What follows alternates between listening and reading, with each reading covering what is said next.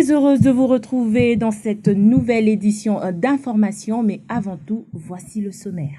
Les militants du parti politique Engagement pour la citoyenneté et le développement SID ont été reprimés violemment par la police nationale congolaise ce vendredi 22 avril alors qu'ils manifestaient pour exiger un consensus autour des réformes électorales et dire non au glissement, non à la loi électorale taillée sur mesure et non au partage du pouvoir.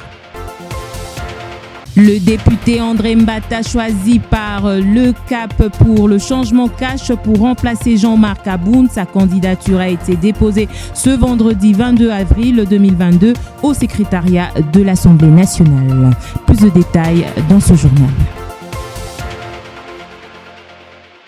Kinshasa, ce vendredi 22 avril, des affrontements sanglants entre jeunesse de différents partis politiques aux alentours du Palais du Peuple et du boulevard Triomphal. Et parmi ces différents militants, les militants du parti politique Engagement pour la citoyenneté et le développement SID en sigle ont été reprimés violemment par la police nationale congolaise alors qu'ils manifestaient pour exiger un consensus autour des réformes électorales et dire non au glissement, non à la loi électorale taillée sur mesure et non au partage du pouvoir. Sur place, la police a usé des gaz lacrymogènes et des tirs à balles réelles pour disperser les militants devant le Palais du Peuple. À la même occasion, le siège du parti politique de Martin Fayulu a été assiégé par les éléments de la police qui ont sauvagement saccagé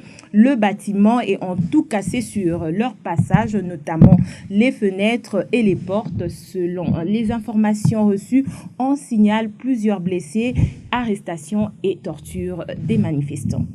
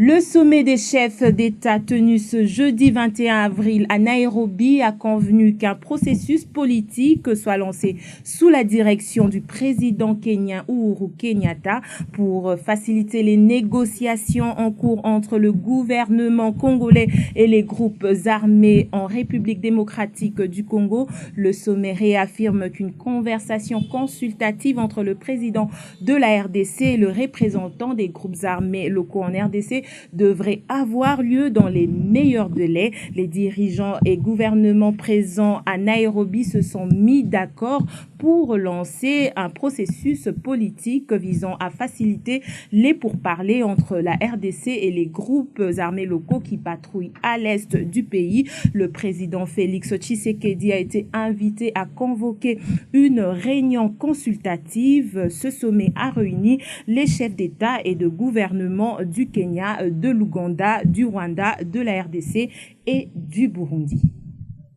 Compte tenu du caractère hautement sensible du sujet traité au mini-sommet régional sur la sécurité en République démocratique du Congo, la présidence du Kenya avait verrouillé tout accès à la presse.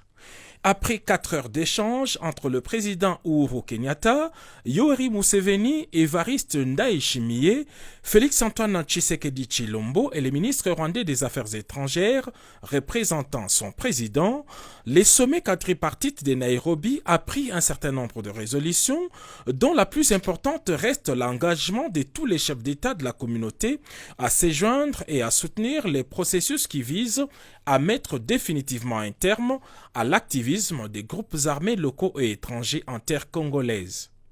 Le sommet a lancé un ultimatum aux différents groupes armés locaux à déposer immédiatement les armes et à rejoindre les processus PDDRCS mis en place par le président Félix-Antoine Tshisekedi Tshilombo. Quant aux groupes armés étrangers, ils doivent aussi déposer les armes et se rendre auprès de leurs États respectifs, puis renoncer au métier des armes. En cas de refus, précise les communiqués final, la force militaire régionale de la East African Community, opérationnelle dans les tout prochains jours, va les y contraindre. À ces sujets, justement, les sommets a recommandé au président Félix-Antoine Tshisekedi Tshilombo d'écouter les différents groupes armés locaux et leur passer les messages de réinsertion tels que définis par le PDDRCS. Pour prêcher par l'exemple, le président de la République, Félix-Antoine Tshisekedi Tshilombo, va rencontrer ce vendredi 22 avril ici à Nairobi au Kenya une dizaine de groupes armés actifs dans les provinces d'Elituri, Nord et Sud Kivu. Il ne s'agit pas d'une négociation avec un groupe armé quelconque, mais chacun d'eux devrait saisir la balle au bon. Les sommets s'est félicité de la participation en qualité d'observateur du secrétaire général des Nations Unies, président de la Commission de l'Union africaine, des secrétaires généraux de la CIRGL et de la Communauté de l'Afrique de l'Est. Les États-Unis d'Amérique et la France ont, eux, participé en qualité d'interlocuteurs bilatéraux. Le président Félix-Antoine Tshisekedi Tshilombo devrait nommer incessamment un envoyé spécial pour le suivi des résolutions au sein de la East African Community. Face à cette décision, les réactions n'ont pas manqué à fuser de partout pour l'initiateur du parti Engagement pour la citoyenneté et le développement SID. Il est inadmissible qu'on laisse M. Félix Tshisekedi livrer le pays entre les mains des groupes armés instrumentalisés. L'incompétence notoire de ceux qui ont usurpé le pouvoir du peuple est en train de peser lourd sur l'avenir de notre pays, a-t-il déclaré sur son compte Twitter. Pour Miché Mangala, président du parti Éveil populaire et communicateur Lamuka, cette situation démontre juste l'intolérance du régime Tshisekedi. Miché Mangala. Madame, ce qui s'est passé aujourd'hui, c'est l'intolérance du régime en place, du régime de M. Félix-Antoine Tshisekedi et des membres du parti IDPS qui ont tabassé, ils ont humilié les Congolais aujourd'hui parce que le Congolais voulait manifester, montrer leur inquiétude en rapport avec la loi électorale. Ils ont voulu que, avant de traiter cette loi, qu'un consensus puisse se trouver autour de la loi. Parce qu'on ne veut plus encore qu'après les élections, le pays sombre encore avec des crises. C'est pourquoi les Congolais sont mobilisés comme un seul homme pour dire non au traitement de cette loi électorale. Mais le régime en place s'est comporté d'une manière cavalière pour tabasser les Congolais jusqu'à descendre au siège de l'ECD pour semer les désordres, casser des chaises, casser tout. Ce sont des choses que nous ne pouvons pas tolérer. Ce sont des choses que nous condamnons avec la dernière énergie de tout ce qui vient de se passer aujourd'hui. Entre-temps, l'Assemblée nationale a adopté ce vendredi le calendrier de l'élection du premier vice-président de cet organe. La conférence des présidents a statué sur la question lors de leur conférence. bientôt la publication d'un calendrier pour l'élection du premier vice-président de l'Assemblée nationale après la démission de Jean-Marc Kabound. La résolution a été prise lors de la réunion de la conférence des présidents le mercredi 20 avril autour de Christophe Mbosso Kodia, président de la Chambre basse du Parlement. Par la même occasion, les membres de la conférence des présidents ont mis un accent sur les absences non justifiées de certains députés nationaux. Ainsi a indiqué les rapporteurs de l'Assemblée nationale qui a fait le compte-rendu de cette réunion. Et le président de l'Assemblée nationale a été explicite là-dessus. Ce poste revient à une des composantes de la majorité, et précisément la composante cash. Un calendrier sera publié dans les jours qui suivent avec les dates précises pour le dépôt des candidatures. Le deuxième point, essentiellement, il est question de parler du régime disciplinaire de l'Assemblée nationale, précisément en ce qui concerne les députés.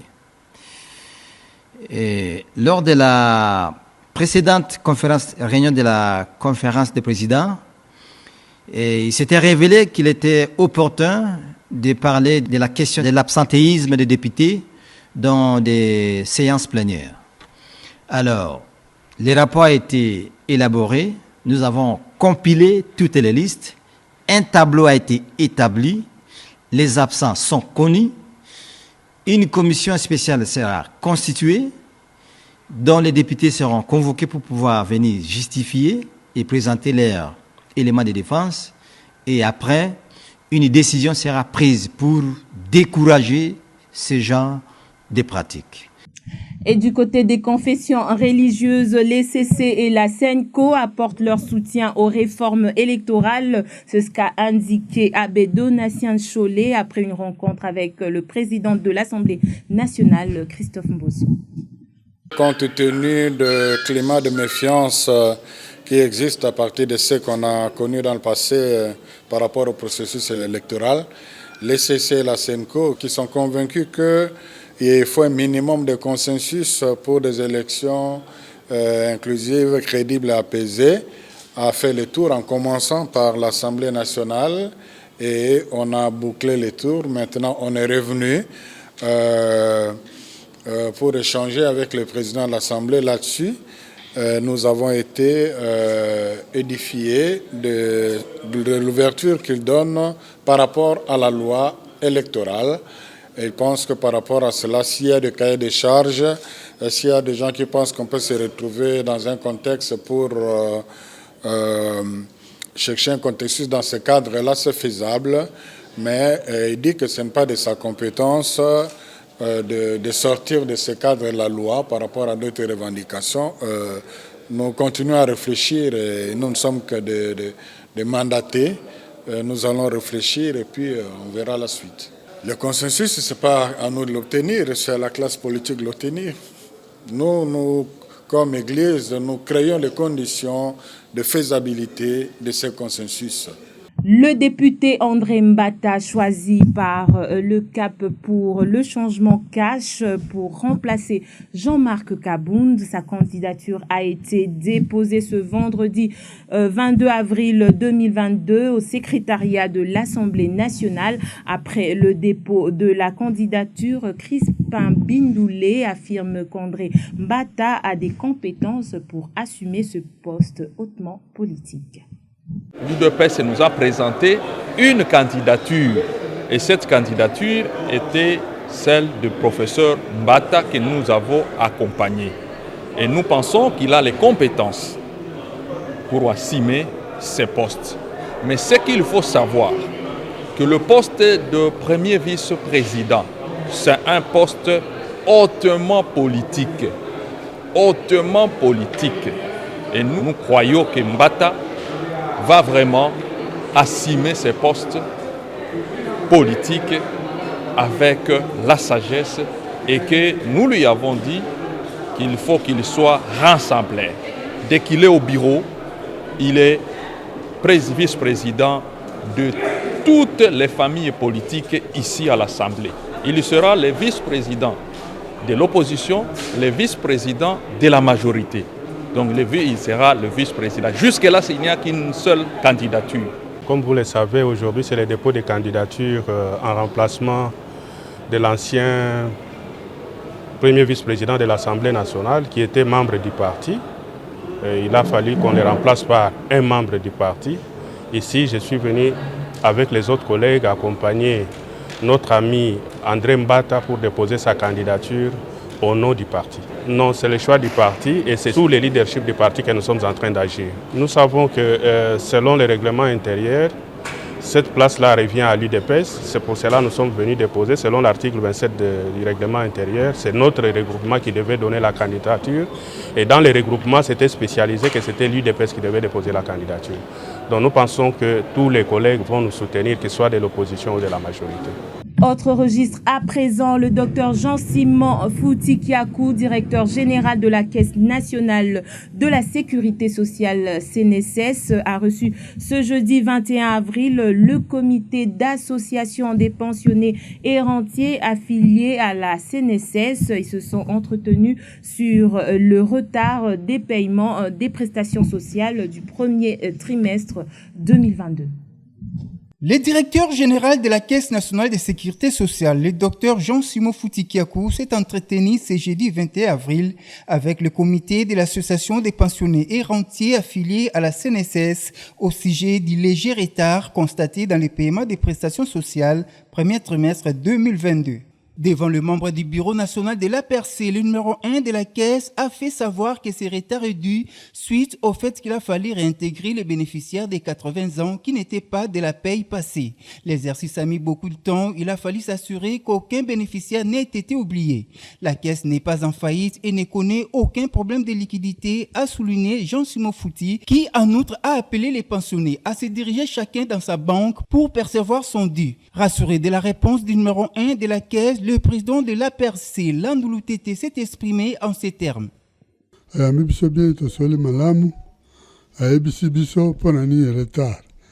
Retard ezali pona ba suspendre ki bato ya mbula 80.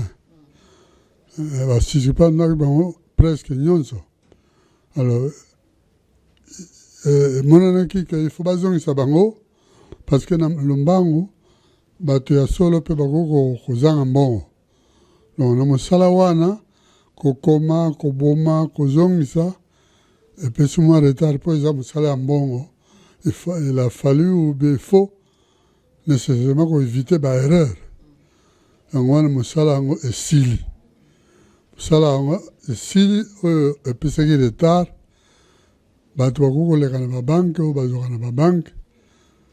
Bazwa mbongo na bango bato pe bazwa na site bazwa mbongo na bango bato nyonso tu bakoki kozwa mbongo na bango. Profitant de l'occasion, le numéro 1 de l'APRC n'a pas manqué de remercier le DG Jean-Simon Fouti pour les dons de matériel informatique qui a permis à l'administration de l'APRC de s'adapter à la nouvelle technologie.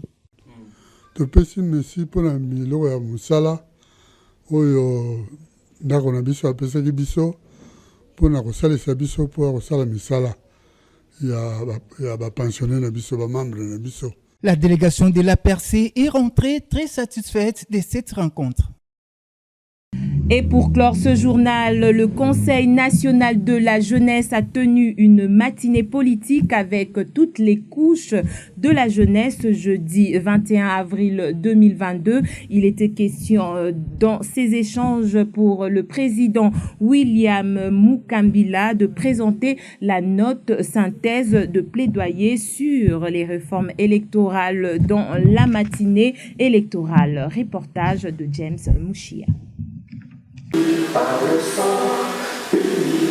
La participation de la jeunesse au processus électoral, les sujets étaient au cœur de la matinée électorale, initiée par le Conseil national de la jeunesse en partenariat avec l'Union des jeunes congolais pour le changement.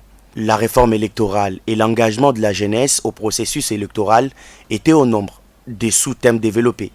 Ainsi que nous sommes venus apporter notre soutien au travail qui est fait par le Conseil national de la jeunesse, de telle manière à ce que la place de la jeunesse soit réellement tissée dans la loi. Ça servira de source de revendication de leurs droits. On ne peut pas revendiquer les droits sans loi. C'est comme ça que nous sommes venus apporter notre soutien par cette matinée en les sensibilisant autour de leurs engagements et le processus électoral. L'Union des jeunes Congolais pour les changements, UJCC en cycle, co-organisatrice de ces assises, soutient que les réformes entreprises doivent faciliter l'accès aux jeunes au poste de prise de décision. L'idée, c'est de faire une discrimination positive pour permettre aux jeunes qui n'ont jamais eu la possibilité de pouvoir profiter des avantages de notre pays. Nous l'avons souligné. Nos aînés, ils ont profité de bourses d'études, ils ont profité des emplois qui n'ont pas pu préparer pour nous autres, pour que les jeunes puissent avoir les moyens nécessaires à pouvoir se payer des cautions nécessaires. Mais nous avions dit que la jeunesse représente 70% de la population congolaise. Donc, quoi de plus normal? C'est la justice qui sera faite à la population congolaise de pouvoir donner avantage à sa jeunesse, qu'elle soit représentée politiquement. Au niveau du Conseil national de la jeunesse, on est convaincu que l'apport de la jeunesse aux réformes électorales est plus qu'important. Nous avons demandé dans notre note technique qui sera remise au bureau de l'Assemblée nationale la participation à 40% des sièges à compétition jeunes et une réduction de 50% de la caution aux législatives. Et également, nous avons exigé que le seuil soit annulé dans cette nouvelle loi électorale. Et également, nous avons parlé de la prise en compte de la liste qui va devoir tenir compte du genre. Le CNJ attend poursuivre avec ses plaidoyers au niveau du Parlement, mais aussi dans d'autres institutions du pays. Voilà, très chers téléspectateurs, nous voici donc arrivés à la fin de cette édition d'information. Merci à Jeff Mouchia qui l'a coordonné et à Sabi Moulamba et Thierry Batondoko qui l'ont réalisé. À très bientôt.